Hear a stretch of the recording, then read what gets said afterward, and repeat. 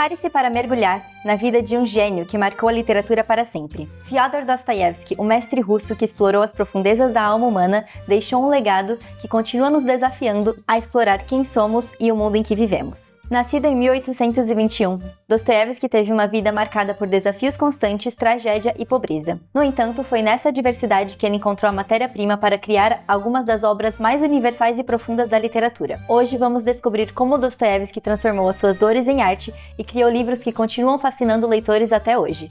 Antes de seguirmos, já deixe seu like e se inscreva no nosso canal.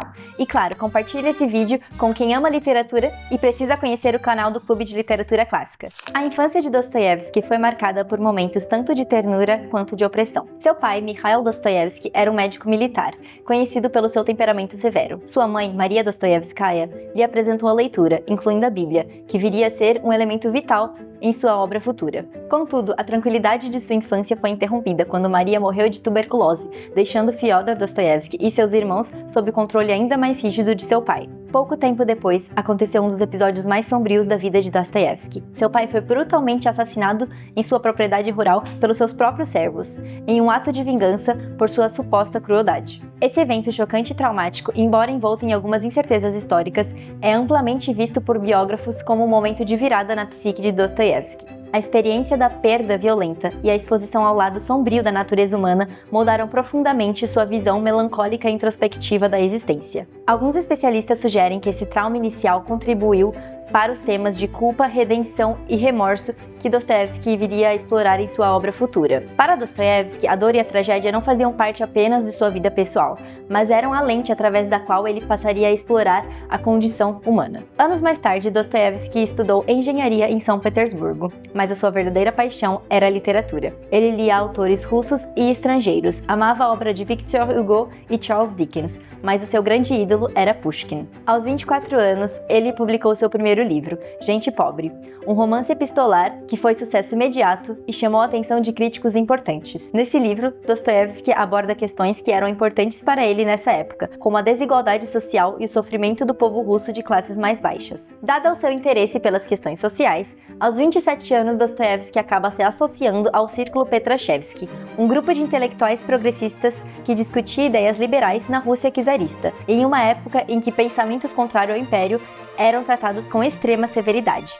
O governo monitorava de perto qualquer atividade intelectual que pudesse ser considerado uma possível ameaça. Informantes infiltrados denunciaram o Círculo Petrashevski e seus membros, incluindo Dostoiévski, foram presos sob acusação de conspiração contra o Estado. Em dezembro de 1849, Dostoiévski e seus companheiros foram condenados à morte por fuzilamento. Mas, no último momento, o carrasco recebeu ordens para impedir aquela execução. O czar havia decidido comutar a sentença para trabalhos forçados na Sibéria. Essa encenação foi uma tática deliberada para provocar terror psicológico nos prisioneiros. Esse choque entre a iminência da morte e a dádiva da vida transformou a sua visão de mundo e se tornou o alicerce emocional e filosófico de sua obra. Ali, Dostoiévski experimentou a miséria humana em sua forma mais crua e encontrou uma fé que marcaria sua literatura. Dostoiévski desenvolveu uma fé renovada na humanidade, na redenção através do sofrimento e no poder transformador da compaixão e do perdão. Após 4 anos de trabalhos forçados e mais alguns anos de serviço militar, Dostoiévski voltou a São Petersburgo e foi nessa época em que ele começou a escrever os romances que o tornariam imortal. Dostoiévski teve 2 casamentos. O primeiro foi com Maria Dmitrievna, uma relação conturbada marcada por ciúmes e conflitos. Depois de enviuvar, Dostoiévski casou-se com Anna Grigorievna, uma jovem taquígrafa que não apenas o ajudou a organizar a sua vida financeira, mas também foi uma grande parceira em sua carreira. Foi graças a ela que Dostoiévski conseguiu superar as suas crises financeiras e epiléticas e produzir as suas obras mais brilhantes. Uma das obras mais singulares de sua carreira foi O Idiota, onde Dostoiévski desafia o leitor a refletir sobre o que significa ser verdadeiramente bom em um mundo corrompido pela falsidade e a mentira. O príncipe Myshkin, personagem principal dessa história, nos faz questionar: ainda existe espaço para a bondade em uma sociedade que parece rejeitá-la? Um aspecto central na obra de Dostoiévski é a sua visão sobre a Rússia e o povo russo. Ele acreditava que a verdadeira essência da Rússia residia em sua fé ortodoxa e na alma coletiva de seu povo.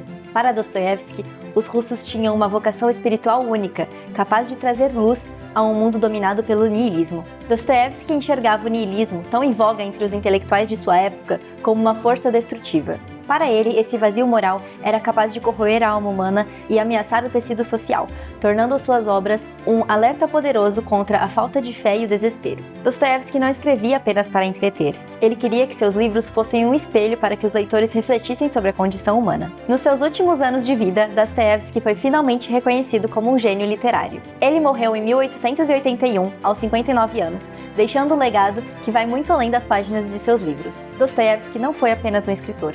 Foi um arquiteto da mente humana, cujas ideias influenciaram gigantes como Nietzsche e Kafka. Ler as suas obras é uma experiência transformadora, que nos desafia a olharmos para as nossas próprias sombras e encontrar significado em meio ao caos.